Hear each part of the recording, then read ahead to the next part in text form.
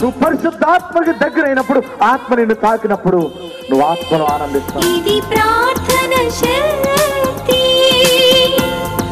ప్రార్థన శక్తి, ఇది ప్రార్థన శక్తి. నిరాశ నిస్పృహలెన్నున్నా, అశాంతి ఆపదలైనను, నిరాశ నిస్పృహ. నిజముగా నువ్వు బ్రతుకును మార్చుకుంటే ఈ రోజు నుండి లెక్క పెట్టుకుంటావు. ఆశీర్వాదాలు వస్తాయి. ఈనాడు విమోచింపబోచున్నాడు యేసు ప్రభువు, ఈనాడు విమోచింపబోచున్నాడు. ఆకాశమందున్న మన దేవుడు మన ప్రార్థన ఆలకించును. ఆకాశమందున్న మన దేవుడు మన ప్రార్థన ఆలకించును. ప్రార్థన, ప్రార్థన, ఇది ప్రార్థన శక్తి. ప్రార్థన, ప్రార్థన, ఇది ప్రార్థన శక్తి. ఇది ప్రార్థన శక్తి, ఇది ప్రార్థన శక్తి. తాడేపల్లిగూడెం పరిసర ప్రాంత ప్రజలకు శుభవార్త.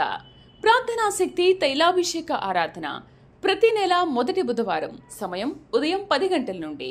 NK highway grounds, Autonagar, Gudem highway bypass road, Tadepalligudem. ప్రార్థనా శక్తి తైలాభిషేక ఆరాధన ప్రతి నెల మొదటి గురువారం. సమయం ఉదయం 10 గంటల నుంచి. స్థలం తూర్పుగోదావరి జిల్లా అమలాపురం దగ్గర ఉప్పలగుప్తంలో. ప్రార్థనా శక్తి తైలాభిషేక ఆరాధన ప్రతి నెల మొదటి శుక్రవారం. స్థలం అడబాల గార్డెన్స్, ఎల్ఎన్టీ బిల్డింగ్స్ పక్కన, పెంకులపాడు రోడ్డు, పాలకొల్లు. ప్రార్థనా శక్తి తైలాభిషేక ఆరాధన ప్రతి నెల మొదటి శనివారం. మొదటి ఆరాధన 7 గంటల నుండి 10 గంటల వరకు. రెండవ ఆరాధన 10 గంటల నుండి 1 గంట వరకు. స్థలం మేరీస్టెల్లా auditorium, పంటకాలువ road, NTR circle, Vijayawada.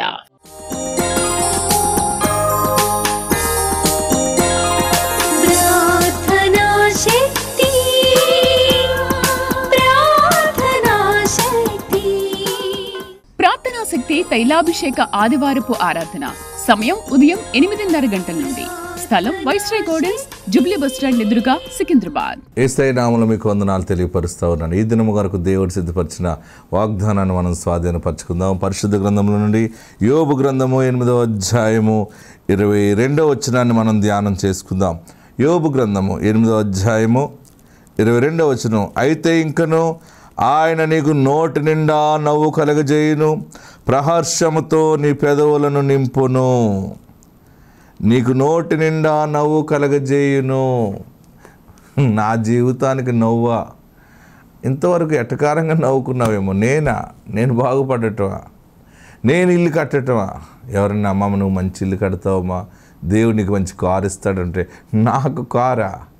దేవుడు నీకు ఉద్యోగం, నాకు ఉద్యోగం, నా బిడ్డకు ఉద్యోగమా? మా జీవితంలో అవన్నీ మాకు ఉంటాయా? వినటానికే కానీ మేము కనటానికి కాదు అన్నట్టు ఉంటారు చాలామంది.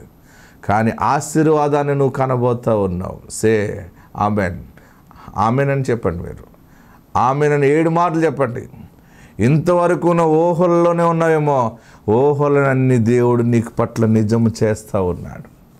నీ నోటి నిండా నవ్వు శాశ్వతంగా దేవుడు పెట్టబోతున్నాడు. ఎప్పుడు ఏడుస్తూనే ఉన్నావు. గుండె నిండా ఎంత వేదన, ఎంత దుఃఖము. గుండె ఓపెన్ చేస్తే హృదయం నిండా కన్నీళ్ళు ఊటతో నిండిపోయిందేమో, చెరువులాగా అయిపోయింది నా బ్రతుకు. లోపల నేను ఏడవకుండా అలా బ్రతుకుతున్నాను, కానీ నాకున్న కష్టాలు బాధలు ఎవ్వరికి చెప్పలేను, నా వల్ల కాదు, నా గుండె భారం అయిపోయింది, నేను బ్రతకలేకపోతున్నాను అనుకుంటున్నావేమో. దేవుడు నీ కన్నీళ్లను ముత్యాలుగా మార్చి నీ నోటి నిండా నవ్వు దేవుడు కలగజేస్తూ ఉన్నాడు. నవ్వు నోటి నుండి ఎప్పుడు వస్తుందంటే, జరగదు అనుకున్న చోట దేవుడు జరిగించి నిన్ను తలగా నియమించినప్పుడు నీ నోటి నిండా నవ్వు ఉంటుంది. గొప్ప విజయము దేవుడు నీకు ప్రకటించింది. అందుకనే ఆల్రెడీ కృప నీ పట్ల డోర్ ఓపెన్ అయ్యి బయటకు వస్తూ ఉంది. నీ చుట్టూ కృప ఆవరిస్తూ ఉంది. ఇంతవరకు ఏడ్చేవు కానీ ఇక మీదట నవ్వుతావు. ప్రతి అద్భుతమైన సాక్ష్యం మీద నీవు అనేక చోట్ల వాడబడతావు. పరిశుద్ధాత్ముడు నీకు తోడైండును గాక. ఆమేన్.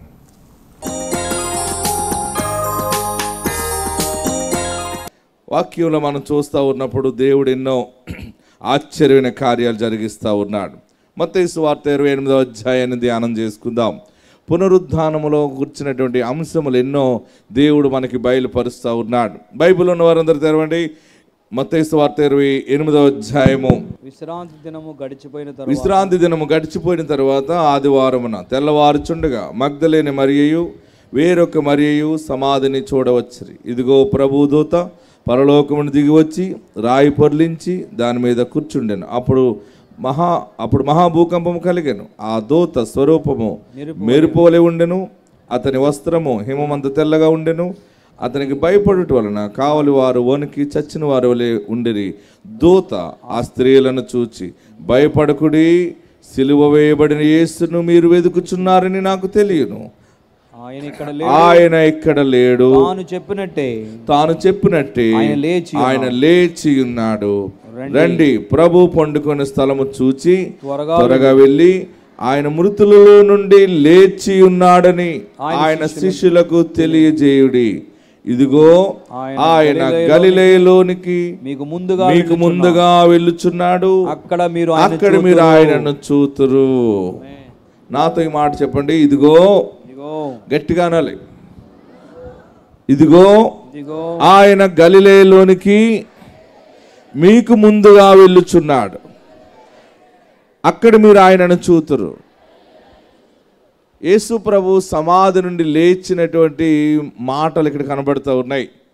మీరందరూ ఈస్టర్ పండుగ చర్చికి వెళ్ళారు, ఈస్టర్ బాగా జరుపుకున్నారని అనుకుంటూ ఉన్నాను. అయితే పరిశుద్ధాత్ముడు మనకిచ్చిన ఈ దినం వర్తమానం ఏంటంటే, ఒక ఆశీర్వాద వాగ్దాన వాక్య నడిపింపు ఏంటంటే, అక్కడ యేసు ప్రభు వారు సమాధిలో నుండి తిరిగి లేచి 3వ దినాన్న అందరికీ కనబడ్డారు. ఆయన తిరిగి లేచిన తర్వాత 40 రోజులు భూమి మీద ఉన్నారు యేసు ప్రభు వారు. ఎన్ని రోజులు ఉన్నారు? సమాధి చేయబడి తిరిగి లేచిన తర్వాత 40 రోజులు ఉన్నారు. 40 రోజులు ఉండి 11 సమయాలు ప్రజలకి కనబడ్డారు ఆయన. మొత్తం మీద 40 రోజుల్లో ఎన్ని సమయాలు కనబడ్డాడు ఆయన? 11 మార్లు ప్రజలకి దర్శనమిచ్చాడు ఆయన. ఎవరెవరైతే అనుమానంగా ఉండి గుంపులుగా ఉండి డౌట్ పడుతున్నారో వారి దగ్గర ప్రత్యక్షమై వారికి ఆయన గాయాలు చూపించుకుని ఆయన నజరేయుడైన యేసుని నిరూపించుకున్నాడు. అంత గొప్ప దమ్మున్న దైవ కుమారుడు యేసుక్రీస్తు. ఆమేన్. హల్లెలూయా, హల్లెలూయా. యేసు ప్రభు వారు సమాధి నుండి తిరిగి లేచారు.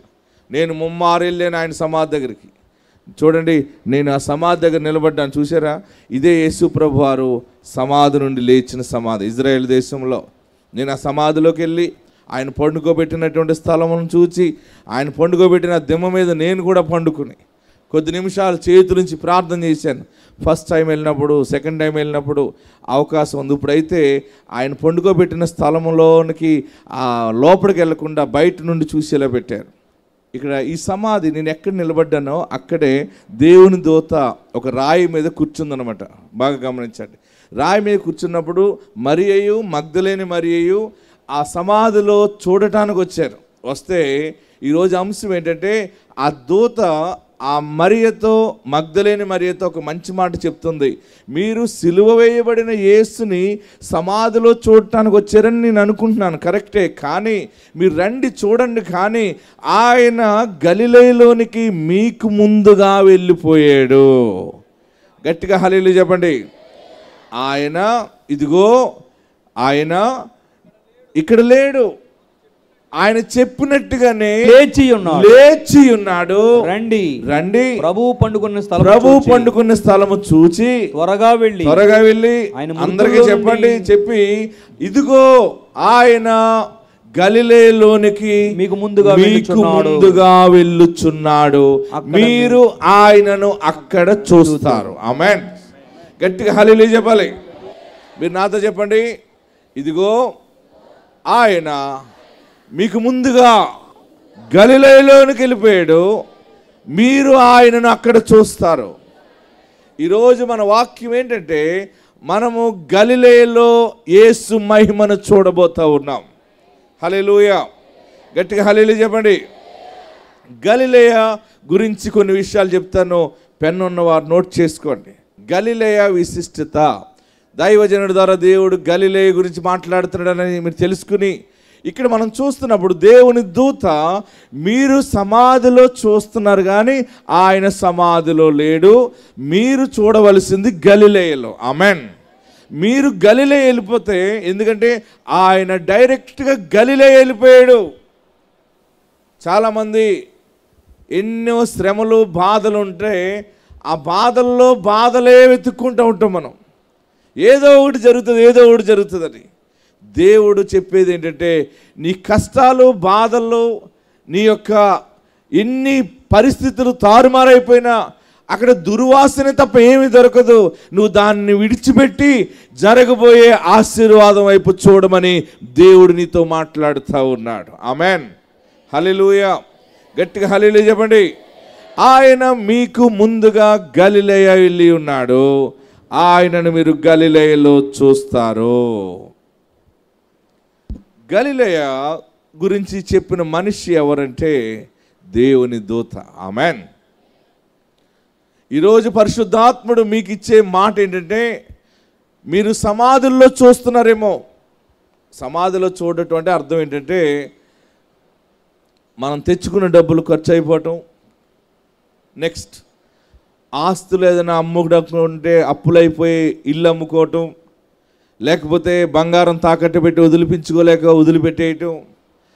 కొంతమందికి ఏంటంటే పోయిన దాని మీద మనసు ఉంటుంది అనమాట. అయ్యో అది పోయింది, ఇది పాడేసుకున్నాను, అది పోయింది, ఇది పోయింది, ఇది జరిగింది. ఇక జరిగింది, ఇది అయిపోయింది. దేవుని దూత అంటుంది, ఇక సమాధిలో చూడకు, నువ్వు గలిలయ అయిపోయావు. నీవు గలిలయ వెళ్తే యేసుని గలిలయలో చూస్తావు. నేను గలిలయ సముద్రం దగ్గరికి వెళ్ళాను. చూడండి, గలిలయ సముద్రం ఇదిగో. ఈ గలిలయ సముద్రంలో ప్రయాణం చేశాను. చాలా సమయాల్లో బోట్ ఎక్కి తిరిగాను. అందులో గలిలయ సముద్రం ఏంటంటే విశిష్టత, అక్కడ అద్భుతమైన చేపలు దొరుకుతాయి. ఏం దొరుకుతాయి? అది పెద్ద చేపల బిజినెస్ అనమాట. అక్కడ అది 22 కిలోమీటర్ల పొడుగుంది, 11 కిలోమీటర్ల వెడల్పు ఉంది. ఒక రకంగా అది సరస్సు లాంటిది అనమాట. ఎలాంటిది? అది సరస్సు లాంటిది. ఇదిగో గలిలయ సముద్రంలో మనకి ఇది ఇలాగొచ్చింది. ఆ గలిలయ సముద్రం ఆ చుట్టుపక్కల ఎంత పాడి పంటలు ఉంటాయంటే అవన్నీ కూడా చూడండి, మీరు స్క్రీన్ మీద చూడొచ్చు, మీకు చూపిస్తున్నాను నేను. ఆ గలిలయ ప్రాంతం అంతా కూడా, ఆ చుట్టుపక్కల ఉన్నటువంటి కొండల మీద పడిన నీరు, మంచు అంతా కూడా ఈ యొక్క సముద్రం ఈ సరస్సులోనికి వస్తుంది. ఆ చుట్టుపక్కల ప్రాంతం అంతా కూడా చాలా పచ్చగా దీవెనకరంగా ఉంది. కొంత ప్రాంతం ఇప్పుడు అంతా కూడా మంచి డెవలప్మెంట్ అయిపోయింది, చాలా బిల్డింగ్స్ ఉన్నాయి. ఆ గలిలయ సముద్రం వారిని, మా హోటల్ కూడా గలిలయ సముద్రంలోనే ఇచ్చాడు వారిని. ఆ తెల్లారు లెగిస్తే ఆ బ్లాంకెట్ ముఖమించేలా తీస్తే గలిలయ సముద్రంలో పడుకున్నట్టుంది. ఆ రోజు 2 రోజులు ఉన్నామేమో, 3 రోజులు బహుశా మనం కూడా వెళ్ళినప్పుడు నేను ఆ గలిలయ సముద్రాన్ని అలా చూస్తూ ఉండి ఈ వాక్యాన్ని ధ్యానం చేశాను. ఈ గలిలయ సముద్రం యొక్క విశిష్టత ఏంటంటే, అది ఫలభరితమైనటువంటి సముద్రముగా ఉంది. మొట్టమొదటిగా ఫస్ట్ పాయింట్ నోట్ చేసుకోండి. మరి ఈ సరస్సుని, ఈ గలిలయ సముద్రాన్ని గెన్నేసరెతు సరస్సు అని కూడా అంటారు. లోకాసువార్త 5వ అధ్యాయం 1వ వచనం మనం చూస్తే, అక్కడ సీమోను పేతురు మరి చేపలేమి పడకపోతే రాత్రంతా కూడా శ్రమపడి ఒక్క చేప కూడా పడలేదని వలలు కడుక్కున్నప్పుడు యేసు ప్రభువారు ఆ సీమోను పేతురికి చెప్తారు, సీమోను ఏమి పడలేదా నీకు చేపలంటే, అయ్యా రాత్రంతా శ్రమ పడ్డాను, ఒక్క చేప కూడా పడలేదు బాబు అంటే, సరే నేను చెప్తున్నాను చూడని చెప్పి నువ్వు ఇక్కడ వలవేయి, నేను చూపించిన చోట నువ్వు వలవేయి అన్నప్పుడు సీమోను పేతురు అక్కడ వల వేశాడు. వల వేసిన వెంటనే వల లాగలేకపోయాడు. ఏంటి లాగలేకపోయాడంటే, పరిస్థితి అంతా తారుమారైపోయింది. ఈ యొక్క వల ఏ రాయిని చిక్కుకుందో, ఏ చెట్టు మోడుకు తగిలేసిందో నేను లాగలేకపోతున్నాను, ఉన్న వల కూడా పాడైపోతుందేమో అని భయపడ్డాడు. ఆ పక్కనున్న వారిని సంజ్ఞ చేశాడు. ఆ చేపలు పట్టే వాళ్ళు పక్కన ఉంటే వాళ్ళందరూ వచ్చారు.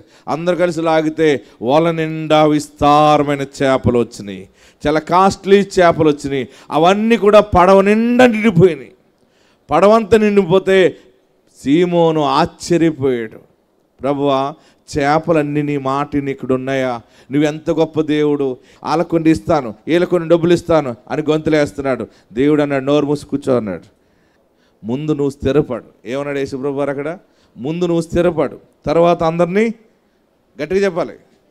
పేతురుని ఏమన్నాడు యేసయ్య?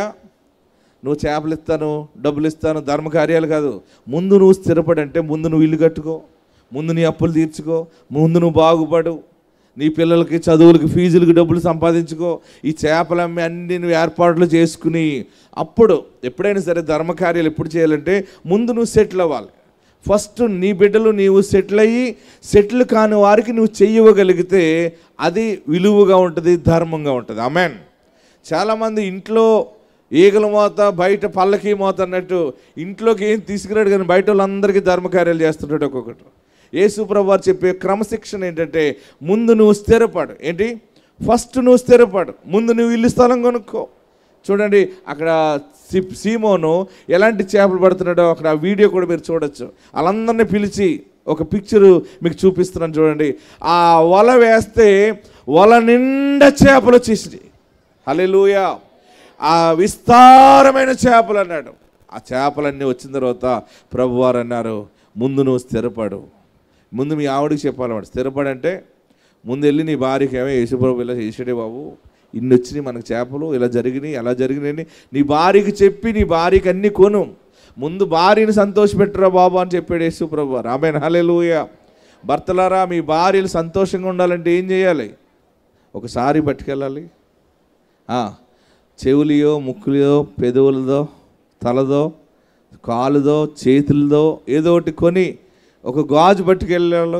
లేకపోతే ఏదో ఒకటి పట్టుకెళ్తే అమ్మ మా ఆయన ఎంత బంగారం అంటుంది. లేకపోతే అంతే సంగతులు. చాలామంది భార్యలు భర్తలను చాలా బాధ పెడుతూ ఉంటుంటారు. చాలామంది భర్తలు భార్యలను విసిగిస్తూ ఉంటుంటారు. దేవుని వాక్యం ఏం చెప్తుందంటే ముందు నువ్వు స్థిరపడంటే నీ ఇల్లుని నీవు కట్టుకో. ఆమెన్. గలిలయలో గెన్నేసరతు సరస్సు తీరమున ఆ వల వేసినప్పుడు విస్తారమైన చేపలు వస్తే ఆ చేపలన్నీ కూడా పడవ నిండా సమృద్ధి అయిపోయింది. ఆ చేపలు అమ్ముకుని బాగుపడ్డాడు పేతురు. వెంటనే యేసు ప్రభు శిష్యుడిగా మారిపోయాడు పేతురు. ప్రియ సహోదరులరా, గలిలయ ఆశీర్వాదం ఏంటంటే వ్యాపారం కనపడుతుంది. గలిలయ అనగా బ్రతుకు తెరువు. నోట్ చేసుకోండి. ఏంటి గలిలయ అంటే?